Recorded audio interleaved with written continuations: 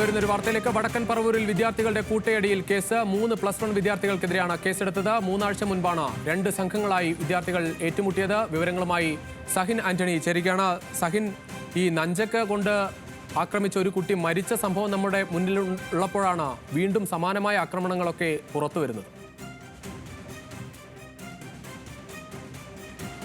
അതുതന്നെയാണ് രുചീഷ. 3 ആഴ്ച മുൻപായിരുന്നു വടക്കൻ പറവൂരിൽ ഇത്തരത്തിലുള്ള ഒരു ആക്രമണം ഉണ്ടായത്.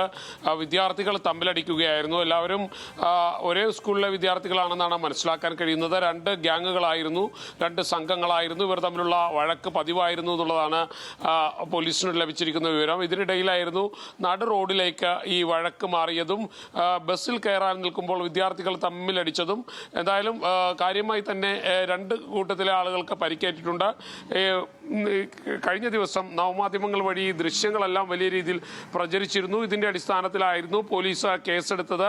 അല്പനേരം മുൻപാണ് പറവൂർ പോലീസ് 3 വിദ്യാർത്ഥികൾക്കെതിരെ കേസെടുത്തിരിക്കുന്നത്. ഈ 3 വിദ്യാർത്ഥികളെ പോലീസ് തിരിച്ചറിഞ്ഞു. ഇതിന്റെ അടിസ്ഥാനത്തിൽ തന്നെയാണ് പോലീസ് കേസെടുത്തത്. +1 വിദ്യാർത്ഥികൾക്കെതിരെയാണ് കേസെടുത്തിരിക്കുന്നത്. ഇതിൽ 18 വയസ്സ് കഴിഞ്ഞ വിദ്യാർത്ഥികളും ഈ ഇത്തരത്തിൽ ഈ ആക്രമണത്തിൽ പങ്കെടുത്തു എന്നുള്ളതാണ് മനസ്സിലാക്കാൻ കഴിഞ്ഞത്. എന്തായാലും അത് സംബന്ധിച്ചും പോലീസിന് അന്വേഷണം നീളുകയാണ്. ഈ 3 പേർക്കെതിരെയാണ് ഇപ്പോൾ നിലവിൽ കേസെടുത്തിരിക്കുന്നത്. ഇനി പ്രതികളുടെ എണ്ണം കൂടാനും സാധ്യതയുണ്ട് രുചീഷ്. ശരി സഹിൻ.